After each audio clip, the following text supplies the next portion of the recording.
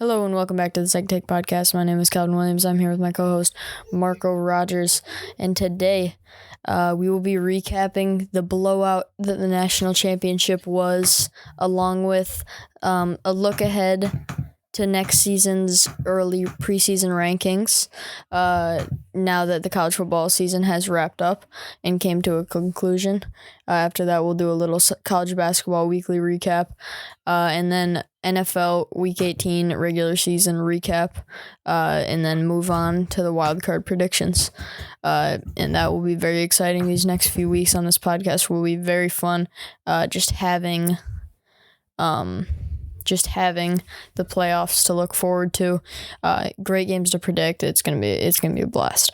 So Marco, can you get us started with your national championship? Just like overall reaction. Like how did you feel about that game? I mean, I said Georgia by 30 last episode. It was Georgia by 58. I thought it was very clear Georgia was a better team before the game, and they absolutely showed that. Stetson Bennett, 6 total touchdowns, 304 passing yards, 4 passing touchdowns, 2 rushing touchdowns. Georgia had 6 guys rush for over 30 yards, but they didn't have anyone rush for over 50 yards, which is pretty weird.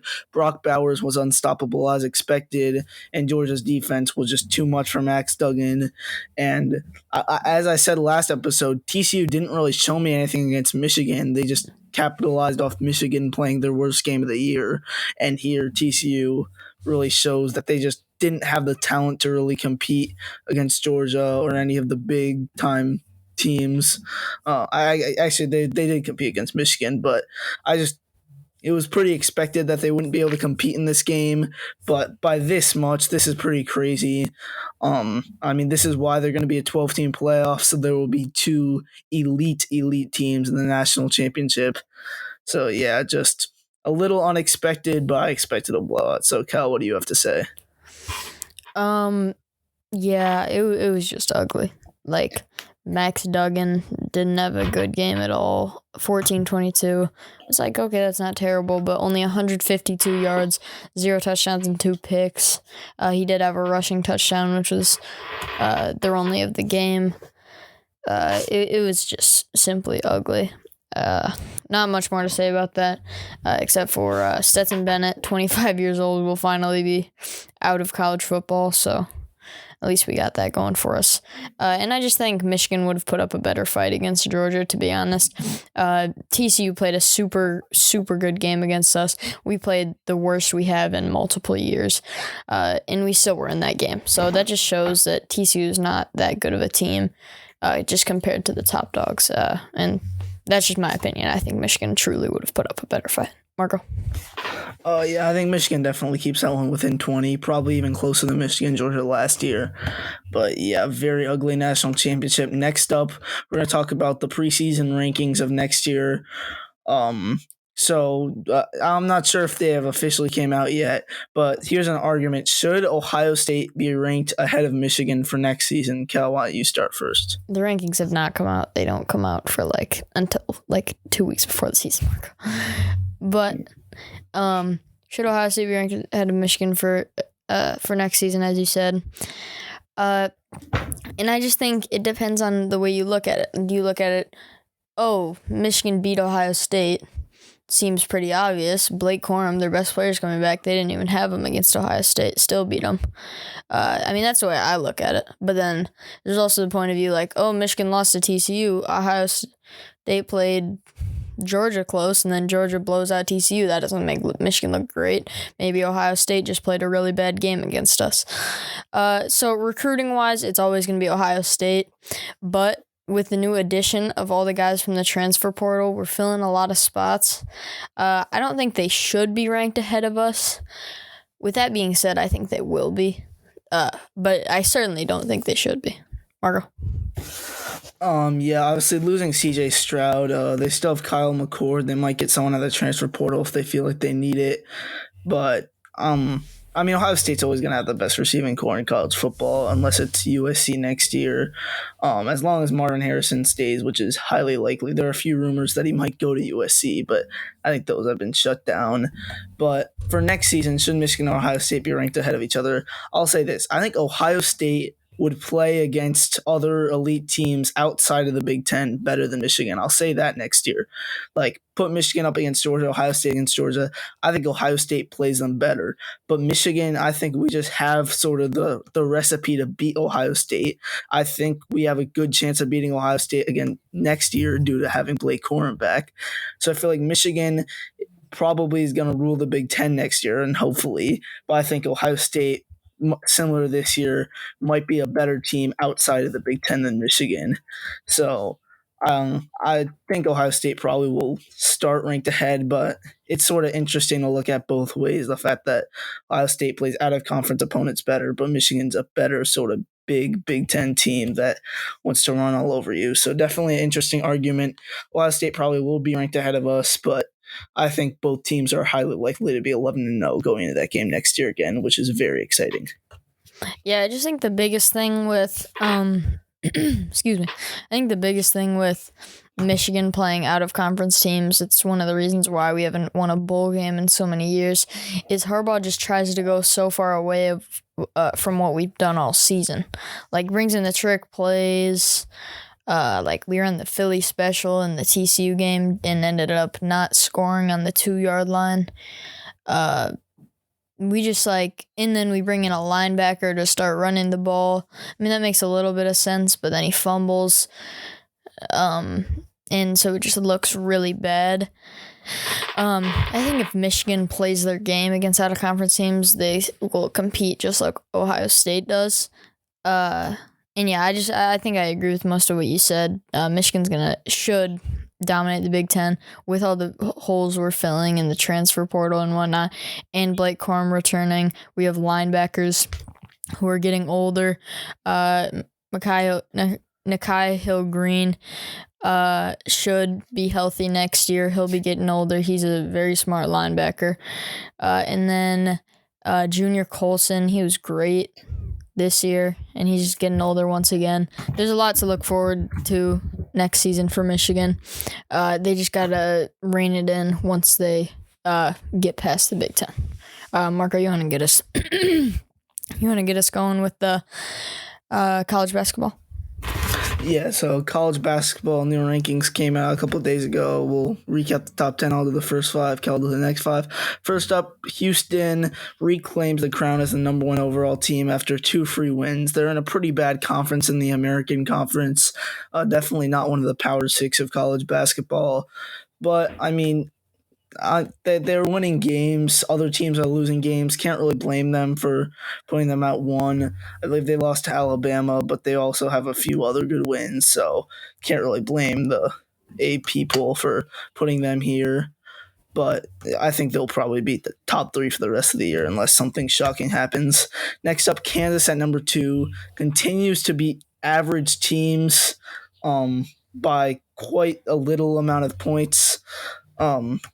As we said last week, they're just not really beating anyone that good, and that has continued. But 6 of their next 8 opponents are top 15 teams, so they'll definitely see a test, and I'm not sure if we'll even be seeing them in the top 10 after those 8 games are done. Next up, Purdue, number 3. They took care of Penn State, but they just don't seem that good to me. Zach Edey's their only standout player. Mason Gillis is solid, but Edey seems beatable. He doesn't seem unstoppable like some other bigs. And they pretty much just have a bunch of guys that can shoot, and they have a weird sort of scheme with all the screens and shooting that not a lot of teams do as well as they do. So they seem beatable, but I think they deserve the spot. Number 4, Alabama. They blow out Kentucky and Ole Miss, and they're currently beating number 15 Arkansas on the road. So I feel like they should honestly be number 2, switch them in Kansas. Kansas hasn't really impressed me yet this year. They have good recruits, but that's pretty much all.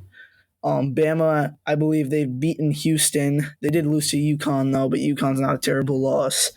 And I feel like when they're playing their best basketball, they look like possible national champions. So that's why I think they should be number 2. And my last one, number 5, Tennessee. They beat Vanderbilt.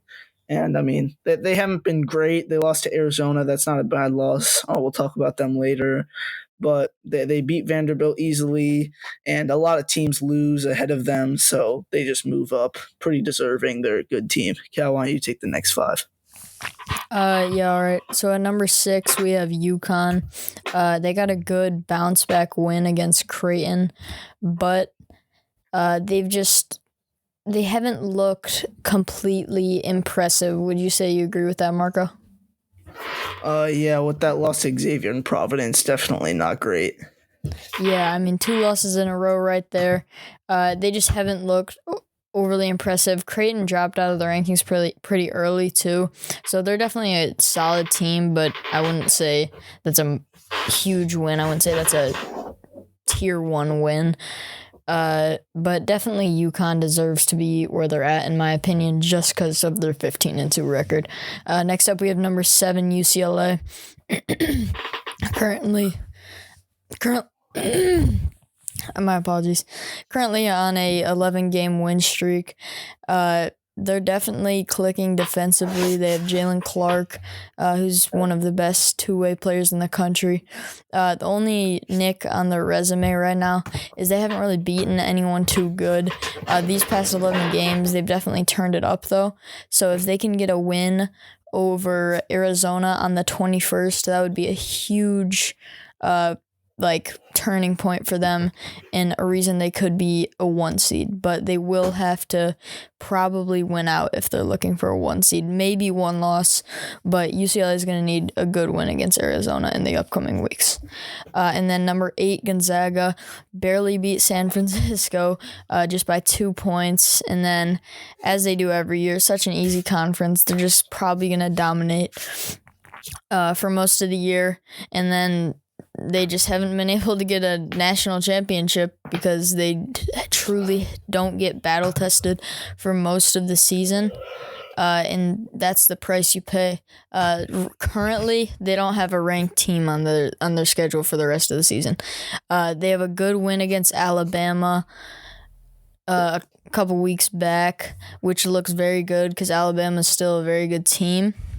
But with no more ranked games on their schedule remaining, they're going to have a hard time competing very well in the tournament. Next up, number 9, Arizona. They got beaten pretty badly against West Virginia. That was just pretty embarrassing. Sorry, not West Virginia. Washington State. That was very embarrassing, in my opinion. Just a bad loss for a top team in the country. Does not make the Pac-12 look very good. And truly just bad. Otherwise, they've been solid. I wouldn't say I'm overly impressed with them, but Arizona's always been a basketball school. They're always going to be pretty all right. And then finally, number 10, Texas. They have a couple decent wins. Got that win over Gonzaga earlier in the season. But they did allow 116 points in a loss.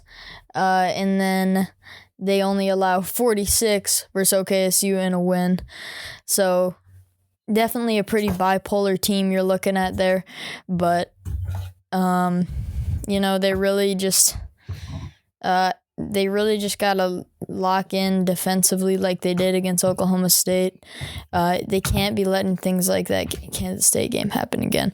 I do think they're a solid team. They have plenty of chances to prove themselves for the rest of the season. They play Kansas twice. They play Iowa State, Tennessee. So plenty of chances to prove themselves.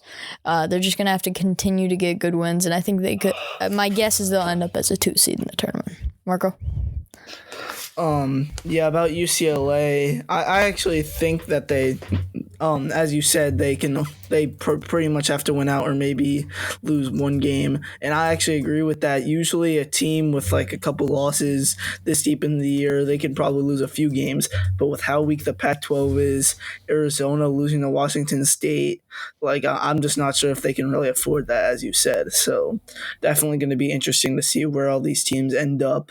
I don't see any one of these teams going anywhere lower than a 4 seed. I think they're all solid, but also none of these teams really seem elite to me. Like sometimes we have that one team, like last year we had a few teams that were just elite. They didn't seem like they'd be going like they'd take an upset in March, but I could see an 8 or 9 seed beating every single one of these teams any single night. So definitely all of college basketball looks beatable this year, and I think the tournament could be very crazy, as it always is. Yeah, I mean, I have no doubts that this will be an insane March Madness as usual. And then finally for college basketball, on Saturday, Michigan State beat Michigan. Michigan hung around, didn't shoot well at all, but they were able to stay in the game. Michigan State didn't play a good game by any means. But when Michigan shoots as bad as they did, especially with a team that's just borderline, that's just inconsistent getting to the rack, you're not going to win many games that you don't shoot very well. And that was the problem that Michigan faced on Saturday, and that's why we weren't able to get it done. Marco? Yeah, I mean, Michigan probably missed like 12 wide open threes. If we made 3 of those wide open threes, we probably would have won that game. So we just weren't shooting well. Also, lots of possessions that they would just lock us up. We were doing a lot of nothing on some possessions. And one thing I would like to say is Juwan Howard has some really weird lineups on the court at some times. He puts like 4 guys with no offense with like Kobe Buffkin at one point. He had that players on the court for 5 minutes. Like, we're just obviously not going to score in those 5 minutes. And we scored like 4 points in those 5 minutes. They made a 9-point lead at the half. Like, it's weird stuff like that where he just maybe thinks some people are better than they are, like Terrence Williams. So maybe he sees something big in Terrence Williams. Maybe he sees something big in some other guys, but I'm just not quite sure if he completely understands this lineup quite yet. But it is early, so maybe he can figure it out. Yeah, and then next up we have Michigan at Iowa predictions. That is tomorrow night. Iowa currently having an okay season. You know, I wouldn't call it the best thing ever, but you know, they've been able to get a couple decent wins. They're currently 10-6, 2-3 in the Big Ten. Like I said, not great. They're led by brother of they're led by the brother of Keegan Murray, Chris Murray. He's averaging about 21 points a game, and he's been carrying them to a lot of wins. To get this done, Hunter Dickinson's probably going to need to have a double-double at least. And we're just going to need to continue to play inside out. We're not the best shooting team. When we shoot well, we're a very good team. I think we're probably a top 20 team. But we need to play inside out, get the ball to Hunter. He needs to make better reads than he has been. The double team has been affecting him very, very badly recently. He's been turning the ball over quite a bit.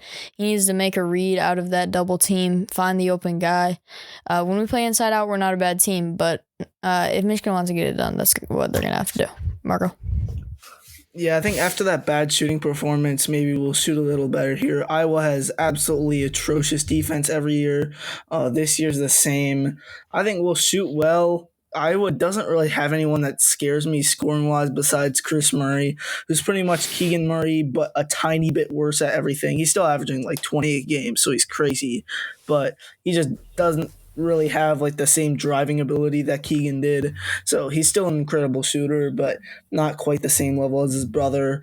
I think we can win this game. Iowa, very tough place to play, but they're not that good a team. They did beat Indiana in a comeback, but Indiana was injured. Tracy Jackson-Davis was banged up that game. He only played like 20 minutes or something. They did beat Rutgers, but they also lost to Eastern Illinois and Nebraska, so they don't seem that good to me. So I think Michigan can win this game, maybe go on a little streak with a few easy games going into that big-time Purdue game. Yeah. All right, moving on. We have a quick NFL Week 18 recap. Really just 3 games we want to talk about that ended up affecting the playoffs the most. So first off, Pats take a loss to the Bills. Mark, I'll let you take that one. Okay, I'm not gonna say the NFL is scripted, but on the first play of the game after the Damar Hamlin injury, by the way, he got discharged from the hospital, so he is doing good, out of critical condition. That is great news. But after the Damar Hamlin injury, first play of the game, kick return touchdown. That a little sketchy to me. Pats respond. Actually, Mac Jones played incredible. The three picks looked bad, but two of them were just trying to force it at the end of the game. One of them was actually a drop, so only really one pick. He played one of his best games of the year, but then also after Naheem Hines in the third quarter of the game, he gets a 101-yard kick return for a touchdown again. So very, very interesting. Then Bills just broke it open in the third quarter with the pass to John Brown. Then the fourth quarter, Pats couldn't quite come back despite a few chances. So tough loss out of the playoffs. But Bill Belichick, I believe, as the Pats coach, which has been 23 years or something, has never missed the playoffs in back-to-back years. So hopefully we can get it back next year, and hopefully we can actually sign a real receiver. Yeah, Bill Belichick always signing slow receivers because he needs route development is starting to look a little sketchy, so he might need to draft some real athletes next year. And then next up, we have Seahawks beating the Rams. This one broke my heart because it was before the Lions game, so we needed the Rams to win if we wanted even a chance at making the playoffs. Baker Mayfield should not show up in Detroit. He will probably not make it out due to the fact that he played absolutely atrocious in this game and cost Lions their first chance of making the playoffs since 2017. So, this game really was it was a roller coaster, really. 16-16 in the fourth, or 16-13 in the fourth. Jason Myers hits a game-tying field goal for the Seahawks. 16-16. Then Seahawks get the ball back, start driving down the field.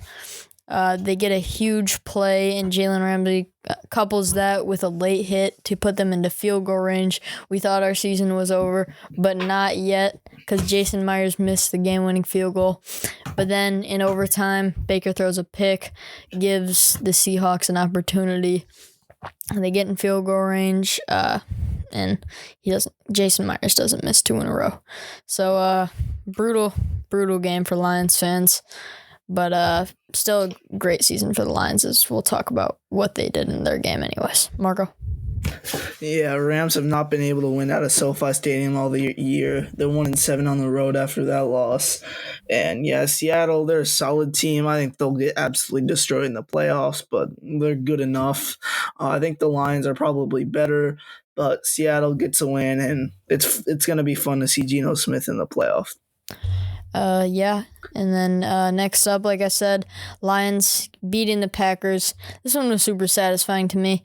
And there's no playoffs on the line for the Lions, but keeping the Packers out of the playoffs was, I think, a big deal. In this game, Jamal Williams broke Barry Sanders' record for single season rushing touchdowns as a Lion. So that's a pretty big deal. And then Jared Goff played very well.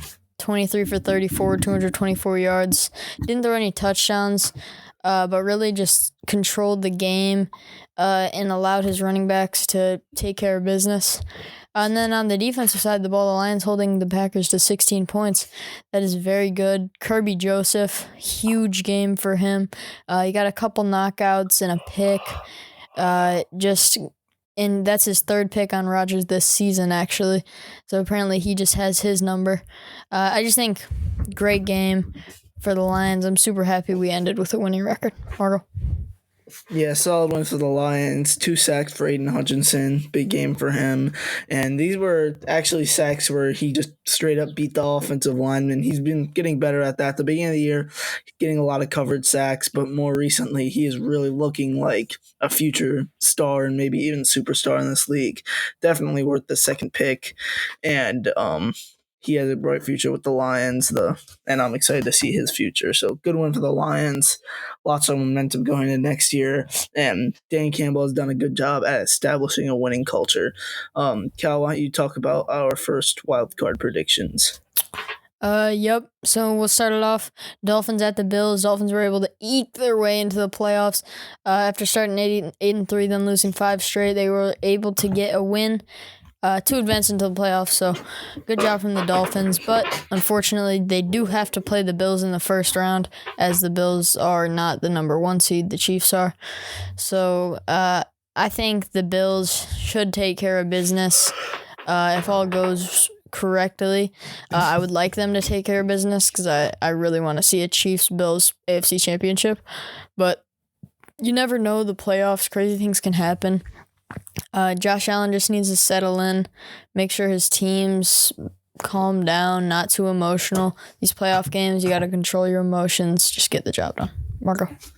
Yeah, crazy things do happen in the playoffs, but one of them is not Skylar Thompson beating Josh Allen. Tua's out. Teddy Bridgewater might play, but I don't see him playing with a pinky injury. So Skylar Thompson, 6th-round pick from last year, going against arguably the MVP, probably top 3 in the MVP race. Bills are better in every way. They're just a better team than the Dolphins. Even if they had Tua, Bills by 10. Without Tua and without Teddy Bridgewater, Bills by more than 20 probably. Yeah, I don't see this game being very close, but once again, you never know. Couple flukes, couple pick sixes. We saw it in the college football playoff semifinal with Michigan. You truly never know. Next up, we have Ravens at the Bengals. This is an intriguing one for me. Ravens, do they have Lamar back? Do we know that? Actually, I don't think he's. Because I know he was questionable for a little bit with his knee sprain injury. Yeah, he is questionable, and also his backup is questionable. So there's a chance that they have Anthony Brown playing, but there's a chance that they have Lamar playing. So both QBs are questionable. My guess is he'll try to play, even if it hurts a little. My guess is he'll try to push through. You don't want your team getting eliminated if you're just a little banged up. I know it's a serious injury, but it is the playoffs. You got to be able to get a win. So with Lamar playing, I still think the Bengals are a better team. With that being said, with Lamar playing, the Ravens are very explosive. They're a much more explosive team than they are without him. So lots of things can happen, but I think the Bengals offense is very high-powered. Joe Mixon, Joe Burrow, Jamar Chase, T. Higgins, truly a 4-headed monster, and I think they're going to get the job done. Marco? I mean, Bengals, they comfortably won, but not that comfortably won against the Ravens without Lamar Jackson and Tyler Huntley. So I think if Lamar plays, I actually think Bengals get a real scare here. I do think they'll pull it out with a very close win, but I see Lamar giving them just a lot to deal with. He leads the team in rushing yards despite missing 4 games this year. So he's pretty much their entire team. So they definitely need him. If he doesn't play, Bengals are going to win this game by a lot.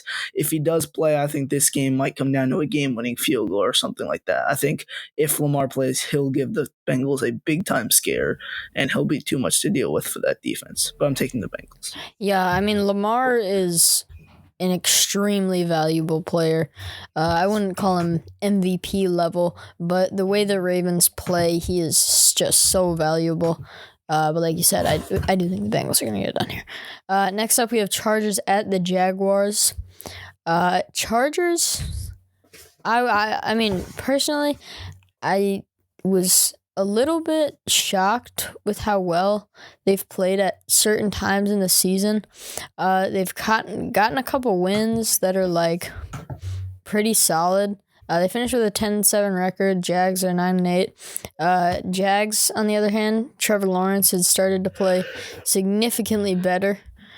But I just think that the Chargers are going to get it done here. I mean, they have Keenan Allen back. They have for the past couple weeks.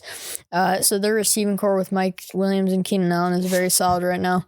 And then coupled with Austin Eckler and Justin Herbert throwing the ball. This Chargers offense is super high-powered, and although Jacksonville's offense has made significant strides in the past few weeks with Trevor Lawrence playing better, I just don't think it's going to be enough. Marco? I mean, the Chargers looked like they're going to win 5 straight coming into the playoffs. Then they lose to Denver, which is embarrassing. Not sure if everyone played in that game. Still embarrassing. Jacksonville's defense, however, has really impressed me recently. Overall this year they looked pretty bad. The offense was carrying, but in that last game against the Titans, they were very good. Pretty much won them that game. Trevor Lawrence, Travis Etienne, Christian Kirk has been a good pickup despite being the most overpaid receiver in the NFL. But he's been solid for them, over 1,000 yards. Etienne over 1,000 yards rushing. Lawrence over 4,000 yards. This is a very good offense at home. Jaguar fans are going to be going crazy, but I think the talent of the Chargers is too much. Justin Herbert's the better quarterback. Eckler's a better running back. Chargers have a better receiving core, so give me the Chargers here in a shootout game. I think both teams score over 30.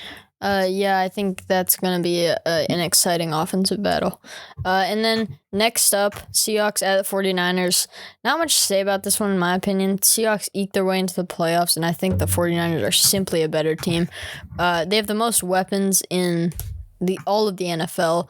Ayuk, Debo, Christian McCaffrey, George Kittle, and they seem to have found their quarterback with Brock Purdy, Mr. Irrelevant. He's been playing super well, and I just think this team is super fun. I love Brock Purdy leading them, and it's just truly really awesome. I think the 49ers are going to take care of business. Marco? Yeah, I think the pressure might get to Brock Purdy a little. I mean, he's not that talented. He's been playing well, but actually, he is pretty talented. But he's not. He just doesn't seem that good to me. I mean, he has the best weapons in football, so obviously he's going to be playing well. But I think the Niners are just so much better as a team. They're 8-1 at home this year. Their defense is going to overpower Geno Smith, who's been struggling lately. Kenneth Walker. He just won't be able to do much against arguably the best defense in the NFL. Purdy does enough. Christian McCaffrey goes crazy. I got 49ers here by anywhere between 10 and 20. All right. Yeah, I think that should be a well-handled victory for the 49ers. Next up, we have the Giants at the Vikings. Vikings have really shown spurts of not being great at times this year, but on the other hand, they have a very good record. So this Vikings team can be very good, can be very bad, as we saw against the Cowboys. But them playing the Giants, Saquon, Daniel Jones, I actually think this is a fairly even matchup when the Giants play well. But I do think Justin Jefferson's going to have 150-plus yard receiving, and the Vikings defense is going to do just enough for the offense to carry them to a victory. Marco? Yeah, Vikings have not been great recently. However, they're 11-0 in games that are decided by single digits, actually by one score even. So that's a good thing, meaning that they're good at closing games, but also a bad thing because they play bad teams close. Giants are not a bad team. This could actually get away from the Vikings. We've seen a few games get away from them, like the Packers and Cowboys games. But at Vikings, this is really a toss-up game to me. Justin Jefferson will play well, but Saquon will also play well. Vikings won this game at home by 3 last time these two met. That was a very entertaining game. And actually, I'm going to take the Giants, probably my first upset pick. So give me the Giants here I get not really a shocker, but somewhat of an upset as the spread is 3 in favor of the Vikings. But give me the Giants here in a very, very, very close game. Yeah, I think that's going to be a super exciting one to watch. Next up, we have our final game, Cowboys at the Buccaneers. Buccaneers got so lucky getting into the playoffs with an 8-9 record. They simply won a terrible division. Tom Brady, obviously, crazy experience in the playoffs, crazy experience with winning championships. And the Cowboys usually disappoint their fans by losing pretty early in the playoffs, first or second round. But that's not happening this time. Cowboys come in here, and I just think they're getting the job done. Dak Prescott, he's played pretty all right these past few games. He's played okay, don't get me wrong. He's not played great, but he's played all right. And I just think Tom Brady, despite his experience and his couple weapons like Mike Evans, I just think this Cowboys team is too talented, especially on the defensive side of the ball. And they're going to have a really tough time putting points on the board. Marco? I could see this game going either way. Can't count out Brady in the playoffs. And actually, I think Buccaneers defense very impressive this year. Well, actually, not that impressive this year, but they're very talented. I think Brady has a big game. They're second in passing yards in the NFL. So I think Brady goes crazy. Cowboys disappoint as always, and Buccaneers pull it off, and they'll play the Eagles in the second round. I think Brady pulls it off. That is it. Cal, do you have anything else to say? No, I do not. All right, thank you all for listening to the Second Take Podcast. We will see you next week. See ya. Bye.